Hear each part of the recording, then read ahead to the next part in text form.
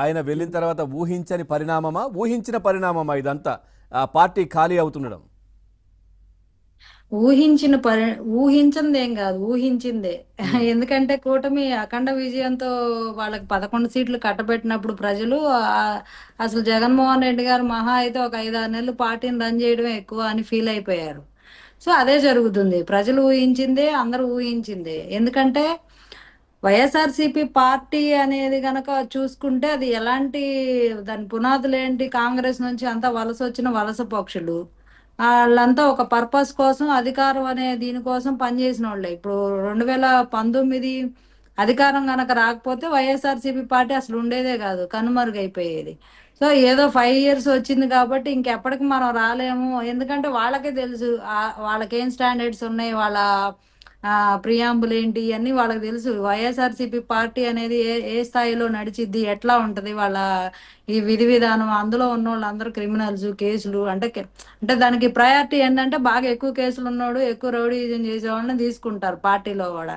So అలాంటి వాళ్ళు జనాల్లో క్రెడిబిలిటీ కోల్పోయిన అంతే తర్వాత కదా. పార్టీ మనకు తెలియంది నిలబడదు. ఏముంది చెప్పండి. ఇప్పుడు స్టేజ్ల పైన అసలు ఇష్టం మోరల్ వచ్చినట్టుగా మీ వాల్యూస్. పార్టీ అధినేతను తిట్టిన వాళ్ళకి మంత్రి పదవులు, చంద్రబాబు నాయుడు గారు కావచ్చు, లోకేష్ గారిని తిట్టిన వారికి ఒక ఉన్నత పదవులు, లేదంటే మంత్రి అసలు పదవులు. స్క్రిప్ట్ పంపిస్తే, నిన్నగాక మొన్న బయటకు వచ్చిన ఆయన రవిచంద్రారెడ్డి చెప్తున్నాడు, స్క్రిప్ట్ పంపిస్తే తిట్టడం. ఇంకా స్క్రిప్ట్ పంపించిందల్లా ఆమె చదివారండి నేను అంటున్నాడు బయటకు ఆవేంటి వచ్చి. మేడం, ఆ ఉంది కదా మహిళా కమిషన్ చైర్మన్. ఆ వాసిరెడ్డి వాసిరెడ్డి పద్మ వాసిరెడ్డి గారు కానీ ఎవరైనా అంతే.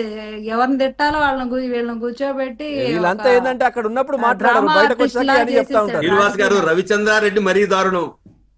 రాజకీయ నాయకుల్ని డ్రామా ఆర్టిస్టులు చేసిన ఘనత జగన్మోహన్ రెడ్డి గారికి చెందింది. రాజకీయ నాయకులు ఇక్కడ వైఎస్ఆర్సీ పార్టీలో పొలిటికల్ లీడర్స్ అనేవాళ్ళు పాలిటిక్స్ చేయరు, ఓన్లీ డ్రామానే చేస్తారు. ఏదో మూవీలో యాక్టింగ్ చేసినట్టు వచ్చామా, స్క్రిప్ట్ చదివామా, వెళ్ళిపోయాం, వాళ్ళకి ఇంకేం పని ఉండదు. ఎంత కావాలంటే అంత దోచుకోవచ్చు. మినిస్టర్స్ కూడా పాపం వాళ్ళకి ఆ శాఖలకు సంబంధించి కాదండి, ఏముంటాయో మీరు ఇప్పుడు ఏముండవో ఆ తెలియదు. పార్టీలో పార్టీ అధినేత కావచ్చు, చాలా మంది అట్లాంటివే క్రియేటివిటీ చూపిస్తున్నప్పుడు కిందున్న వాళ్ళు కూడా అవే ఆ, పాటిస్తారు కదా. ఇప్పుడు అవే ఏదో పాటిస్తారు. ఆయన కూడా చాలా అసలు ఫన్నీగా చెప్తుంటాడు అన్న, లేని అబద్ధాలను వండి వార్చడం ఎందుకంటే అంటే అప్పుడు కళ్ళకు వివేకానంద కట్టినట్టుగా రెడ్డి హత్య చెప్పడం. జరిగినప్పుడు అప్పుడు ఏం జరిగింది? ఇట్లా పొడిచారు, మొత్తం ఎన్ని పోట్లు పడ్డాయి, గొడ్డలి అనేది చెప్పిందే ఆయన. సో ఆయన ఎక్స్ప్రెషన్స్ అసలు ఆయనకి ఎట్ట తర్వాత ఎన్ని తెలిసిందో కూడా పడ్డాయి అర్థం కూడా కాదు. ఆయనే చెప్పారు కదా.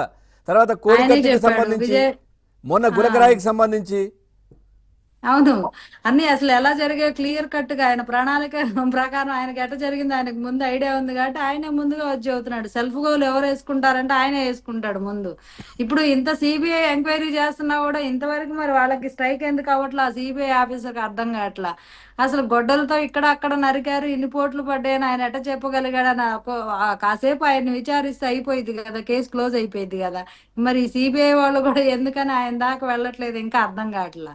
అసలు కేసే క్లోజ్ అయిపోయింది కదా. ఆయన చాలా క్లియర్ గా స్టోరీ చాలా కళ్ళకు కట్టినట్టు చెప్పారు.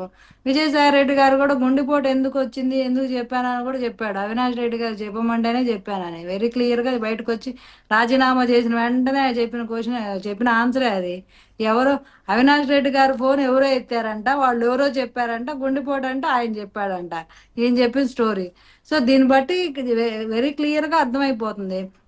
ఇప్పుడు అధికారం కోసం బాబాయ్ని వేసేసినట్టు ఆ, పార్టీ పెట్టడం కోసం కూడా నాన్న వేసేసారన్న కూడా ఆశ్చర్యపోనక్కర్లా. ఎందుకంటే ఆ, వాళ్ళతోటి ఎవరితోనే ఇప్పుడు ఇందాక చెప్పినట్టు శ్రీనివాస్ గారు చెప్తున్నారు కదా, అడిసిమల్లి శ్రీని గారు కానీ శ్రీని గారు చెప్పినట్టు వాళ్ళు ఎవరైతే రిలయన్స్ అధినేతలు మా నాన్న చంపేశారు, అంబానీ చంపేశారు అని చెప్పిన వ్యక్తే మళ్ళీ వాళ్ళని అంటే అత్యంత మర్యాదలతో ఇంట్లో భోజనాలు పెట్టి శాల్వాలు కప్పి పెద్ద పెద్ద బొమ్మలు ఇచ్చి మరి పంపించారు గిఫ్ట్. మరి అట్లా చేసి మరి మా నాన్నగారిని చంపేశారు అని ఏడ్చిన అతనే అలా కూర్చోబెట్టుకొని భోజనాలు చేశారంటేనే దీన్ని బట్టి అదో ప్లాన్ అని అనుకోవాలి. ఇప్పుడు జనాలు కూడా నమ్మలేదు కాబట్టి జగన్మోహన్ రెడ్డి గారికి 11 ఇచ్చి కూర్చోబెట్టారు. ఇప్పుడు మళ్ళీ నేను జనాల్లోకి ఓకే. వస్తానన్నా కూడా రైట్ జనాలు చీకొట్టే పరిస్థితిగా ఉంటది. రైట్ రైట్ రైట్ శ్రీనివాసరావు గారు, సార్ మీరు పదే పదే చెప్తా ఉంటారు, ఈ చిన్న పామైనా పెద్ద కర్రతో కొట్టాలి, లేదంటే జగన్మోహన్ రెడ్డి పార్టీ అనేది ఒక చచ్చిన పాము లెక్క, అయినా కానీ వదిలిపెట్టొద్దు, ఖచ్చితంగా చచ్చిందని వదిలేయొద్దు.